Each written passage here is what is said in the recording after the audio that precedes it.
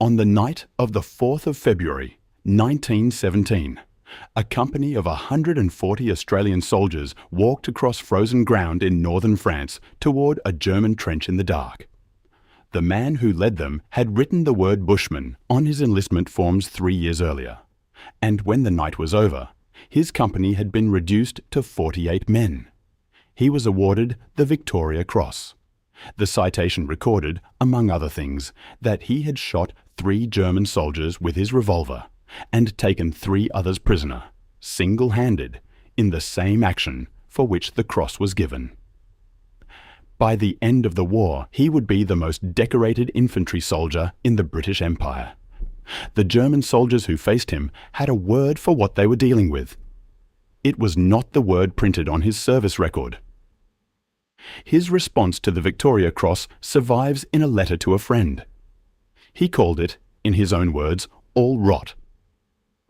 Tell me in the comments. Had you heard of Harry Murray before today? Because what you are about to discover is not a story about a decoration. Now let's go. Henry William Murray was born on the 1st of December 1880 at Clareville, near Evandale in northern Tasmania, the 8th of 9 children of Edward Kennedy Murray, a farmer, and his wife Clarissa. He was descended from convicts on his father's side, early settlers of that island who had not arrived by choice. His father died while Harry was still young. He left Evandale State School at 14 to work the land, because the land was there and needed someone to work it. His mother continued his education at home, placing particular emphasis on English.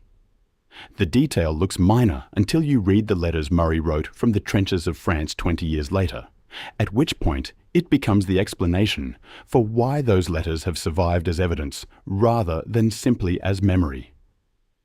By 1902, he had joined the Launceston Volunteer Artillery Corps as a militiaman and served 6 years. It was the kind of military experience that armies of the period tended to overlook, practical, technically demanding, without the formal prestige of commissioned service. And it gave him a working knowledge of weapons and unit organization that most men of his generation would not acquire until a war forced the question. Around 1908, with the family farm no longer sustaining the family, he moved to Western Australia, where 2 of his brothers had already settled. He worked on a wheat farm first. Then he found something that suited him better.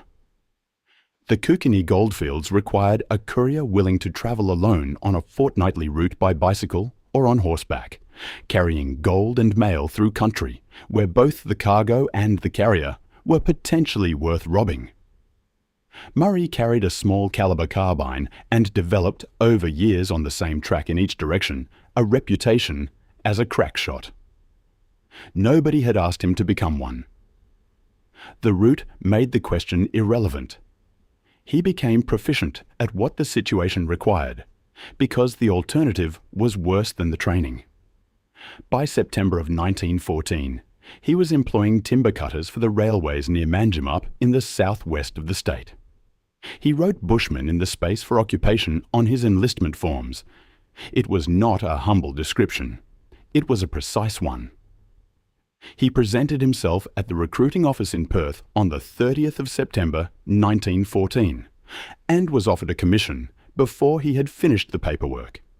He declined it and was posted as a private to a company of the newly formed 16th Battalion, 4th Brigade, Australian Imperial Force. The 4th Brigade was assembled at Black Boy Hill Camp outside Perth under the command of Colonel John Monash, a civil engineer from Melbourne, whose approach to military problems would eventually produce the most meticulously organised set of battles the AIF ever fought. That was years away. For the moment, there was a camp outside Perth, and a machine gun crew that needed a number 2. Murray's birth certificate stated 1880. His enlistment forms stated 1884.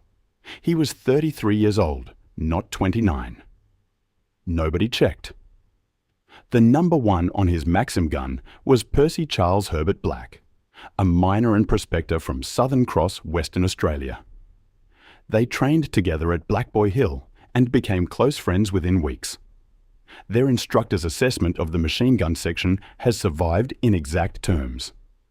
Standard time in the manual for bringing a Maxim into action was 45 seconds. The best 3 men in this section could do it in 12, twice out of every 3 attempts. Those figures, the instructor wrote, are not approximate, they are correct. Percy was selected, the instructor noted, for his strength, steadiness and reliability. Harry was selected because he had a wonderful eye for ground, was quick in mind and body, and was as keen as mustard.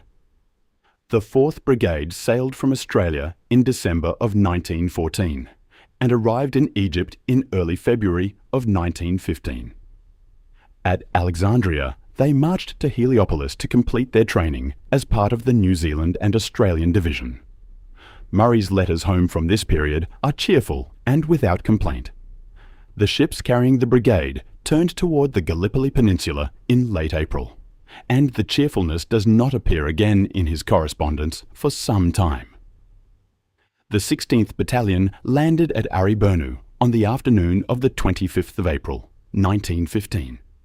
Murray and Black set their Maxim on a slope called Pope's Hill and fired it throughout the afternoon and into the night. The following day, with Turkish soldiers working their way onto the ridge above them, both gun crews sniped at the movement on Russell's Top and continued through the counterattack that followed, despite being wounded. Percy Black wrote to his niece some weeks later and described the opening phase with the economy of a man who had been too busy to record his feelings at the time. He had fired 32,000 rounds out of his gun in 30 hours. He came off fairly light, he said, a bullet through the hand and a couple through the coat. The ones through the coat might as well have been a mile away. Murray was promoted Lance Corporal on the 12th of May. Between the 9th and the 31st of May, both men were wounded repeatedly and refused to leave their guns. The Distinguished Conduct Medal awarded to each of them cited exceptional courage, energy and skill, and the infliction of serious losses on the enemy. By late May, Murray had been evacuated to Egypt with a gunshot wound to the right knee and placed aboard a hospital ship bound for Australia. He had other ideas. At Alexandria, he disembarked without authority, found a transport bound for Gallipoli, and boarded it. He rejoined his unit on the 3rd of July. Writing to his sister Annie Cocker from a Cairo hospital in September, when dysentery had finally succeeded where the Turks had not, he described being sent to recover there rather than remaining at the front. He absolutely detested the idea of Cairo, he told her. It had been a curse to their men from the first. And then, in the very next sentence, now that he had growled about it, he felt somewhat ashamed of himself. He usually accepted all that came along without comment, he wrote, and made his men do the same. The self-reproach followed the complaint almost immediately. It would prove a recognizable pattern. On the 8th of August, the machine gun section of the 4th Brigade covered the withdrawal after the attack on Hill 971, one of the costliest operations of the campaign and one of the most difficult defensive actions Murray would be part of. Charles Bean, the official historian, later described that section as possibly the finest unit in the AIF, a designation earned by men on a hillside who had spent 8 months learning what a machine gun was actually for. Murray was wounded again in the withdrawal, promoted sergeant on the 13th of August, commissioned second lieutenant, and transferred to the 13th Battalion. He was evacuated with dysentery in late September, returned to the peninsula in December, and left with the rest of the Allied force in the final evacuation. What Gallipoli had produced, in the specific case of Henry William Murray, was a commissioned officer who had twice refused evacuation while wounded and once boarded an unauthorized transport back to the front. The Australian Imperial Force that returned from Gallipoli was reorganized in Egypt during the first months of 1916. Existing brigades were expanded. The 13th Battalion provided experienced soldiers to form the cadre of the newly raised 45th Battalion, while the 4th Brigade combined with the 12th and 13th Brigades to create the 4th Australian Division. The experienced men seeded through the new units carried knowledge that could not be trained from scratch. How to hold a position under pressure. What a counterattack felt like at close range, where the line between discipline and endurance ran. Murray was promoted lieutenant on the 20th of January 1916 and captain on the 1st of March. In June, the 13th Battalion embarked at Alexandria for Marseille, moved into trenches near Armentières in mid-June, and relocated to Bailleul on the 13th of July, in time for what the battle reports called the Somme. The Somme was not one battle. It was a campaign conducted across ground that had already been fought over for 2 years, and in the sector assigned to the Australians, it produced a problem that the maps designated Mouquet Farm. The farm had been a working homestead before the war, a building, a courtyard, a dairy, roughly halfway between the village of Pozieres, which the Australians had taken at great cost in July, and the German stronghold at Thiepval to the north. The Germans had identified the ground as tactically significant before the Australian attacks began, fortified it above, and then gone below.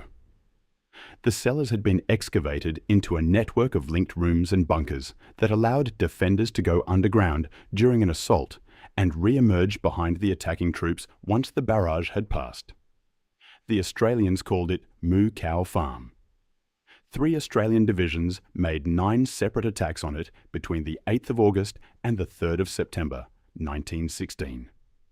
The 1st, 2nd and 4th Divisions suffered around 11,000 casualties in the fighting. The farm did not fall to an Australian attack. It was bypassed by a broader British offensive and taken from the flank on the 26th of September. That is the essential fact about Mouquet Farm.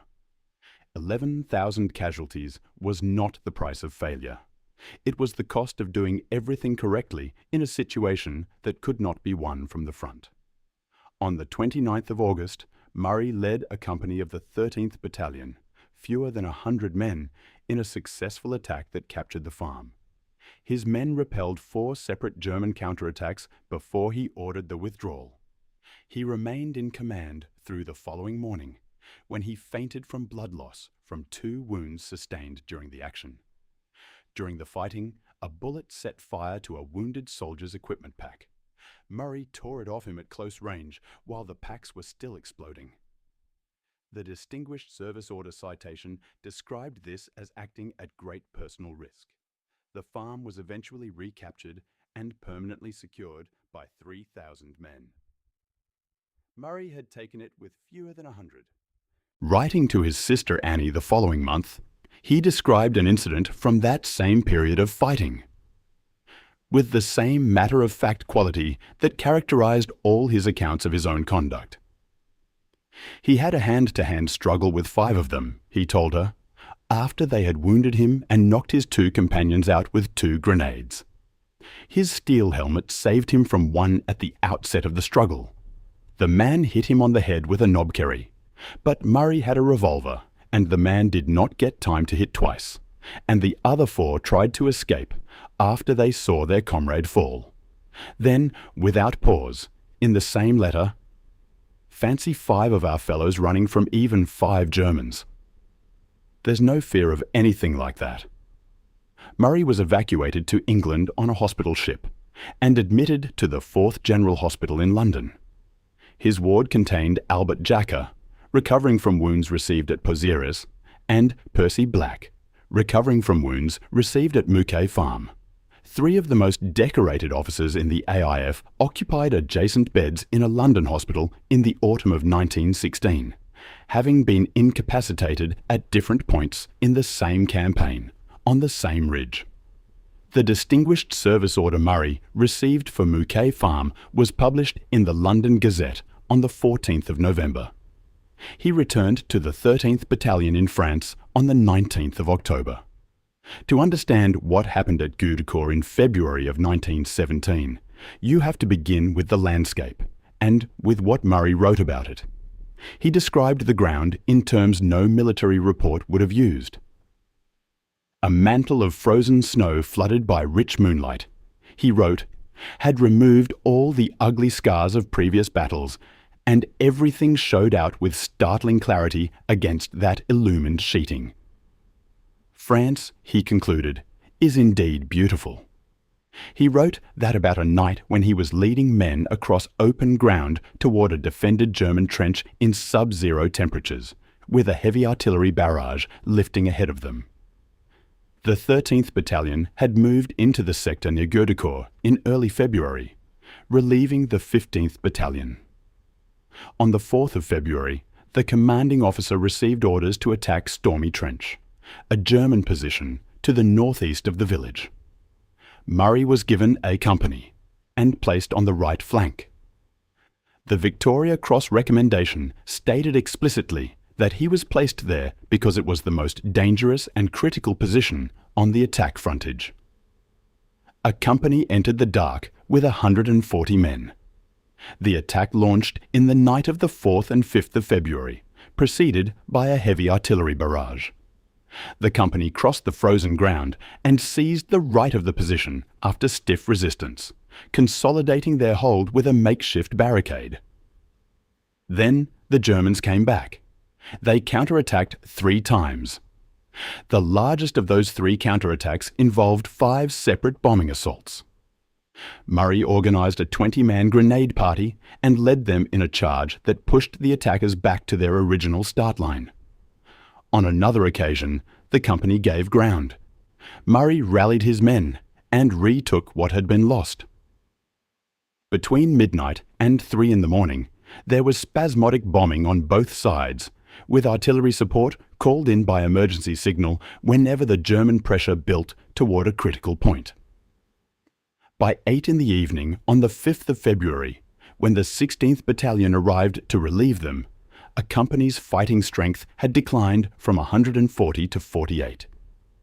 92 men killed, wounded, or incapacitated in approximately 24 hours in a single trench. The full Victoria Cross recommendation is not a document that becomes less striking on repeated reading. He made his presence felt throughout the line, it states, encouraging his men, heading bombing parties, leading bayonet charges, and carrying wounded to places of safety. And then, the sentence that the administrative language of a military citation cannot quite contain. He shot 3 Germans with his revolver and took 3 others prisoner, single-handed, in the same night, during the same action for which the cross was given. The recommendation also notes that not a single man in A Company reported himself shell-shocked, although the shelling was frightful, and the trench at times was a shambles which beggars description. Vic Grouch served as an A Company runner and spent that night carrying messages back and forth through the position. Murray was an inspiration that night, he said decades later. He was a tiger, a wonderful man. It was a free-for-all with bayonets and boots and bombs. It was close contact, hand to hand. Any German who showed himself, Grouch said, he killed him. Clary James, another soldier from the company, put the same observation more simply. He had no fear, James said. There was no doubt about it. He didn't give a continental. The Victoria Cross citation was published in the London Gazette on the 10th of March 1917. On the 2nd of June, King George V presented Murray with the Victoria Cross and the Distinguished Service Order in Hyde Park, London. The record shows what was given and who gave it. Murray's feelings about the ceremony are not captured in any letter that survives. He returned to France in July. What the Hindenburg Line was precisely matters for what followed. In early 1917, the German army conducted a deliberate withdrawal to a pre-prepared defensive system, shorter than the line it replaced, more heavily fortified, designed to reduce the front that needed holding and concentrate that defence in positions of maximum advantage. Bullecourt was a village embedded in this system and fortified accordingly, with concrete emplacements, layered wire obstacles, and interlocking fields of machine gun fire covering every approach. General Gough of the British Fifth Army decided that 12 tanks would replace the standard artillery barrage for the attack on the 11th of April, 1917. The tanks would cut the wire. While the attack was in progress, the artillery would be silent to avoid hitting them. 7 battalions of the 4th Australian Division assembled on the night of the 10th and 11th of April alongside elements of the British 62nd Division. The attack was to launch at 4:30 in the morning. The tanks were late. Several did not reach the start line before the infantry went forward. Of those that did, most broke down or went off course within the first minutes of the advance. One tank reached the Australian sector's first objective trench. The artillery, silenced to protect the armour, did not fire.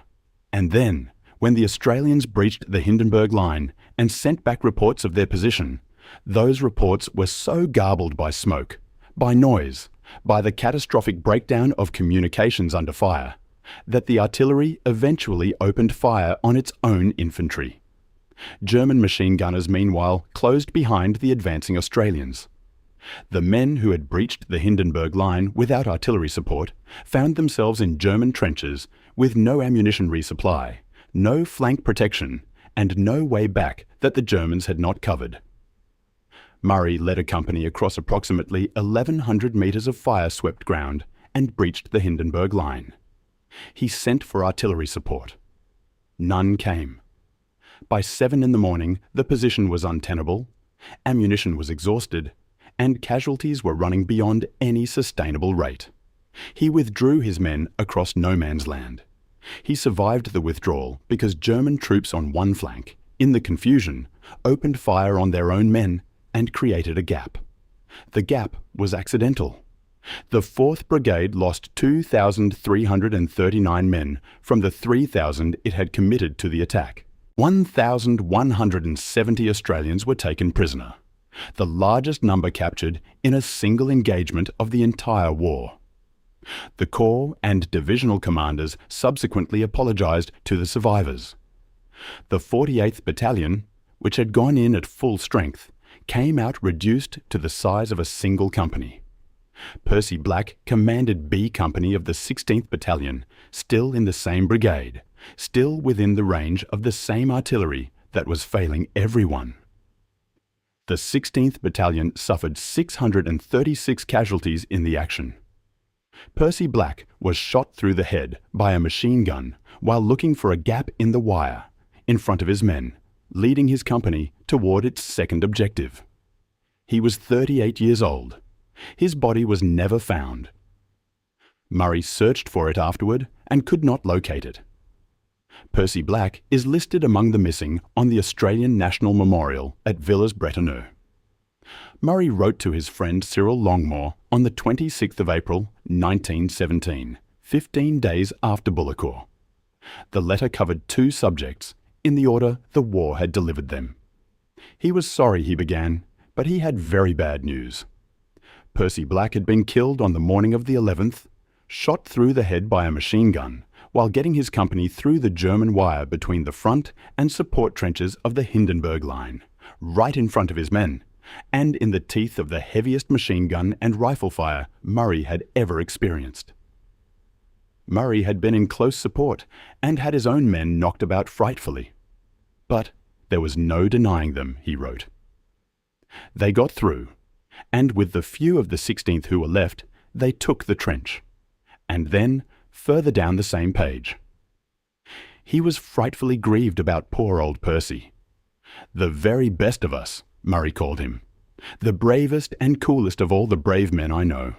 And he would have been the first to deny it. He was unselfishness itself. His loss is a heavy one. And then, on the same page again, in the same breath as the death of his closest friend. My getting the VC was all rot, and I'm seriously annoyed about it. I hate people booming a chap that is in no way entitled to it. Murray was awarded a bar to his Distinguished Service Order for Bullecourt and promoted to temporary major. General Birdwood told him, some time later, that had the attack at Bullecourt succeeded, he would have received a bar to his Victoria Cross rather than a bar to his Distinguished Service Order. Murray mentioned neither award in any letter to his family that has survived. The Hyde Park ceremony was behind him, and the war was not. Through the remainder of 1917, at Messines, Ploegsteert Wood, Menin Road, Polygon Wood, Broodseinde, Polkapelle and Passchendaele, Murray moved with the 13th Battalion across the autumn mud of Belgium for objectives measured in hundreds of yards and paid for in thousands of men. On the 7th of November, Field Marshal Sir Douglas Haig issued a dispatch specifically mentioning Murray by name for his conduct at Passchendaele. A mention in a Field Marshal's dispatch is not a decoration. It is a notation by the man in overall command that one officer, among hundreds of thousands, had done something worth singling out by name. 3 months in reserve followed, and Murray became second in command of the 13th Battalion. What the testimonies gathered from a company describe in this period is a kind of command that never appears in citation language. Jack King, interviewed 30 years after the war, remembered Murray as a man as well as a soldier. He would talk to anybody, King said. Whether you were a private or a colonel, it didn't matter. He was just one of the boys. When the battalion was on the march, even a route march, the commanding officer of each company had a horse to ride. But Murray would never ride his horse. He would always put someone else on it, somebody who was half lame with foot trouble or crook in the legs. Murray would always walk. He always thought of his men. The historian of the 13th Battalion arrived at the observation that everyone who served under Murray eventually reached. He was known as Mad Harry, the historian wrote, but there was considerable method in his madness. No officer took more care to avoid losing men, and he took astonishing risks while personally reconnoitring. Murray's own explanation for what those risks were for appears in his writing about military discipline. It transformed thousands of men, he wrote, nervy and highly strung like myself, enabling them to do the work which without discipline they would have been quite incapable of performing. Nervy and highly strung like myself. That is the man who shot 3 Germans with a revolver in the dark at Stormy Trench, describing himself in his own terms. On the 15th of March, 1918, Murray was promoted to temporary lieutenant colonel and appointed to command the 4th Machine Gun Battalion. The reorganization that concentrated each division's machine gun companies into a single battalion was the final step in an evolution that had begun at Black Boy Hill in November of 1914. Then Murray had been number 2 on a single Maxim, the man who fed the ammunition belts through. Now he commanded a battalion of 64 machine guns, from one belt of ammunition to the firepower of an entire division's concentrated automatic weapons in 3.5 years. His confirmed rank was gazetted on the 24th of May, 1918. No history was written of the 4th Machine Gun Battalion. It is a gap in the record that remains unfilled. From the 23rd of March, 1918, the German army launched the largest offensive operation on the Western Front since 1914. 4 separate offensives in 6 weeks broke positions across a broad front and came closer to ending the war on German terms than anything since the opening months. Murray commanded his machine gun battalion through the defensive phase, holding lines and managing fire under sustained pressure. The French subsequently cited that service specifically in the Croix de Guerre they awarded him, covering the periods from the 23rd of March to the 24th of April, and again from the 2nd to the 7th of August, 1918. The citation noted that he had maintained, in the most difficult circumstances, a close liaison with French troops under heavy artillery fire. The language of French military commendation is not given to understatement. Most difficult circumstances referred to 6 weeks of the largest German offensive since Montséabry. The conference at 4th Divisional Headquarters on the 25th of June brought Murray to the planning of an attack on the German positions around the village of Le Hamel. He submitted his own plan for the deployment of machine guns. On the strength of that plan, 5 additional sections were attached to his battalion for the operation. The Battle of Hamel was designed and commanded by Lieutenant General John Monash, the same officer who had commanded the 4th Brigade when Murray first arrived at Black Boy Hill in 1914, and it launched on the 4th of July, 1918, American Independence Day, deliberately chosen to include the American company's training alongside the Australians. The attack began at 14 minutes past 3 in the morning. In 93 minutes, all objectives were taken along a 6-kilometre front. German casualties were approximately 2,000, with another 1,600 taken prisoner. Murray's battalion fired 373,000 rounds of small arms ammunition in 2 days and suffered 33 casualties. The battle also produced, for the first time anywhere in the history of warfare, an airdrop of supplies to troops in action. Royal Flying Corps aircraft dropped 100,000 rounds of ammunition to Australian machine gunners while the fighting was still in progress. 373,000 rounds. 33 casualties. 93 minutes.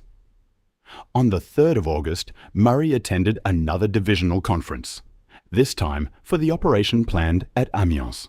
Monash's instructions required that several of the battalion's companies be moved forward to their assault positions inside Mark V tanks, transported to the start line in the armour, whose failure at Bullecourt, 16 months earlier, had closed behind Percy Black and nearly destroyed the 4th Brigade.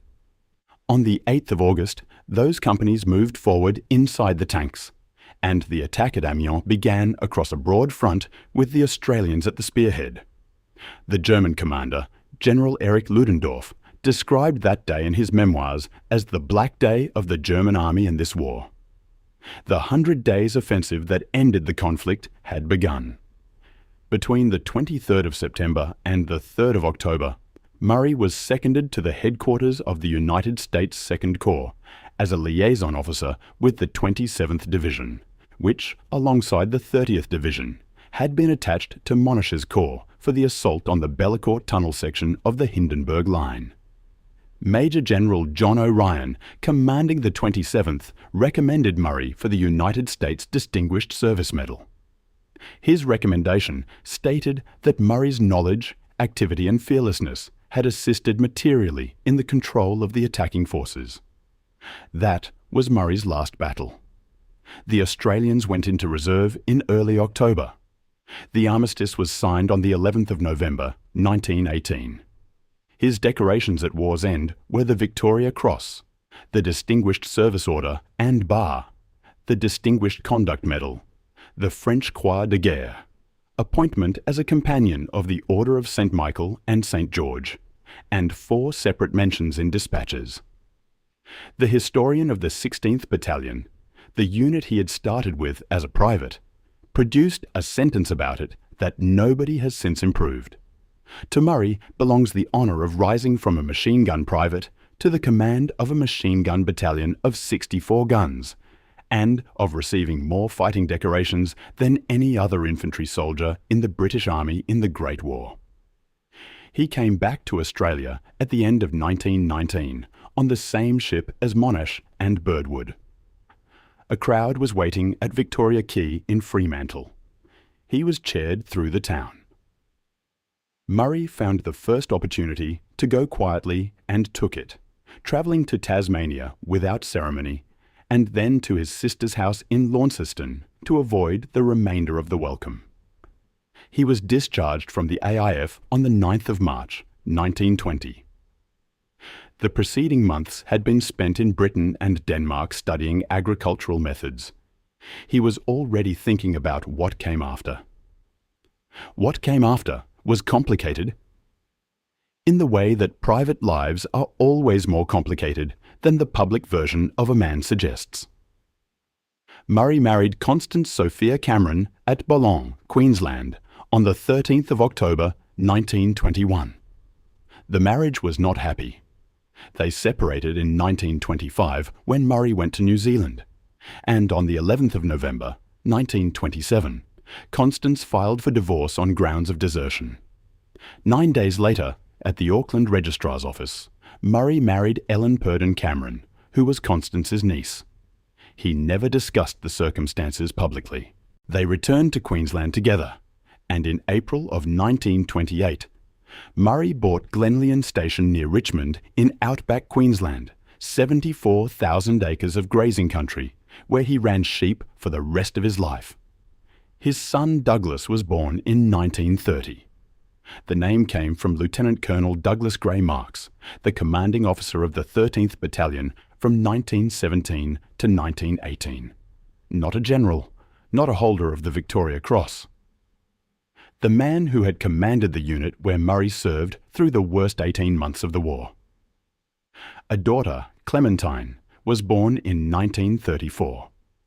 Between 1929 and 1939, Murray wrote 15 articles for Reveille, the magazine of the New South Wales branch of the Returned Sailors and Soldiers Imperial League. The articles described several of his wartime experiences and praised a number of his comrades by name. They were assembled after his death as an appendix to the first biography of him ever published, because they represent some of the most direct primary accounts available of what the 13th Battalion actually did between 1916 and 1918. When the Second World War became a serious threat rather than a diplomatic negotiation, Murray volunteered on the 21st of July, 1939. He listed his year of birth on the forms as 1885. He was 58 years old. Appointed commanding officer of the 26th Militia Battalion at Townsville, whose second in command was Major Edgar Towner, another holder of the Victoria Cross from 1918. He was mobilised for full-time service on the 21st of October, 1941. In August of 1942, General Blamey removed him from command on the grounds of advancing age and appointed him to command the 23rd Queensland Regiment of the Volunteer Defence Corps. Murray found this arrangement unsatisfying and retired from military service on the 8th of February, 1944. He did not leave Australia during the Second War. His wife Nell described his relationship to the first one in an interview conducted long after his death. He hated talking about the war, she said. She thought it had a big effect on him. He didn't want to go in the Anzac marches. She thought it was too emotional for him, even after all those years. He just didn't want to. And if he didn't want to do a thing, he didn't do it. He was a very strong character. She added something else. He was very jovial. He was always telling jokes. He would lead you on. He was always joking about his medals and telling funny stories about them. But he said he had earned them to a certain extent, although he also said the men, they helped so much. In 1954, he met Queen Elizabeth II in Brisbane during the royal tour. In 1956, he attended the centenary celebrations of the Victoria Cross in London with Nell, spent 5 weeks on a motor tour of England and Scotland, visited Switzerland and passed through France. Murray refused to revisit the battlefields. On the 6th of January, 1966, Nell was driving them toward the south coast of Queensland for a holiday. On the Leichhardt Highway near the town of Condamine, a tyre blew out and the car rolled. Murray was taken to Miles District Hospital with broken ribs. He had had heart trouble for some years, and the shock of the accident is believed to have caused his death. He died on the 7th of January, 1966, aged 85. He was cremated with full military honours after a funeral service at St Andrew's Presbyterian Church in Brisbane. The title of this account makes a specific claim, and the claim requires examination. What is not in dispute? At Stormy Trench in February of 1917, a company of 140 men held a position against 3 German counterattacks, the largest of which involved 5 separate bombing assaults for 24 hours, and left the trench with 48. The German soldiers who conducted those attacks were attacking a position commanded by a man who, according to the official citation, shot 3 of their number with a revolver and took 3 others prisoner single-handed in the same engagement, who led a 20-man grenade charge, who rallied his company after they gave ground and retook what had been lost, and who carried wounded men out from under concentrated shell fire. Not one man in that company reported himself shell-shocked. The record at Mouquet Farm in August of 1916 is just as precise. Fewer than 100 men captured a position that 3,000 were subsequently required to permanently secure, with the commanding officer remaining in the field after being shot twice and removed only when he lost consciousness. And at Bullecourt in April of 1917, when the 4th Brigade lost 2,339 of 3,000 men, and Percy Black was shot in the wire, the survivors rallied around one officer, and he brought them back. The German soldiers and prisoners who described what they encountered in those actions, in the accounts recorded in the sources closest to the primary evidence, and specifically in the biography of Murray by George Frankie and Clyde Slatier, drawing on Charles Bean's official histories and on prisoner interrogation material, used a word for the man on the other side of the wire. The word in those accounts is devil. That is where the title of this account comes from. It is not a documentary invention. Charles Bean, who spent 4 years attached to the AIF and produced a 12-volume account of its operations, called Murray the most distinguished fighting officer of the AIF. The Australian War Memorial called him the most highly decorated soldier in the Australian Army. The 16th Battalion historian called him the most decorated infantry soldier in the British Army in the Great War. These assessments do not conflict. They are the same verdict in 3 different registers. He is largely forgotten. The Australian War Memorial's own review of the first biography of Murray, published in 2003, noted that he is a largely forgotten figure today, in contrast to contemporaries like Albert Jacka. Jacka was nationally celebrated in Australia from 1915 onward. Murray's first public statue was unveiled in February of 2006 in the town of Evandale, Tasmania, where he had been born. A community group raised 85,000 Australian dollars to fund it. The sculptor was Peter Corlett. The Governor-General, Sir Michael Jeffrey, unveiled it. The first biography of Murray was published in 2003. He had been dead for 37 years. The reason for the silence is not obscurity. It is choice. Murray shunned publicity, lived in remote Queensland, refused to attend commemorations, and did not permit a biography while he was alive. The record is thin in exactly the places where he wanted it thin. The 4th Machine Gun Battalion produced no unit history. Murray's Victoria Cross, Distinguished Service Order, and Bar, Distinguished Conduct Medal, and Croix de Guerre are held at the Australian War Memorial on loan from his direct descendants. Percy Black is still listed among the missing at Villas Bretonneux.